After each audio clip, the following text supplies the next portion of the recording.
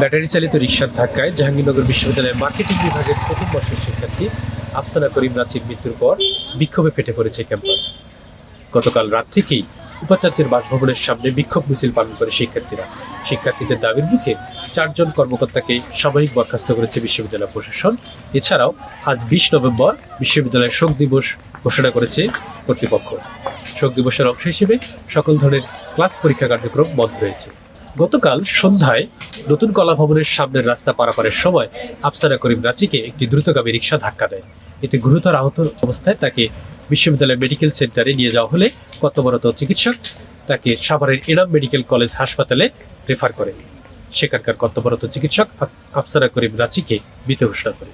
আফসানা করিম রাঁচির মৃত্যুর পর আজ সকাল 6:30 থেকে জাহাঙ্গীরনগর ব্লকেট কর্মসূচি পালন করছে প্রথম বর্ষের শিক্ষার্থীরা। কর্মসূচির অংশ হিসেবে তারা বিশ্ববিদ্যালয়ের সকল গেটে তালা ঝুলিয়ে দিয়েছে। এতে করে বিশ্ববিদ্যালয়ের সকল ধরনের মোটর চালিত যানবাহন চলাচল বন্ধ রয়েছে। বিশ্ববিদ্যালয়ের ভেতরে এবং বাইরে কোনো যানবাহন প্রবেশ করতে পারছে না।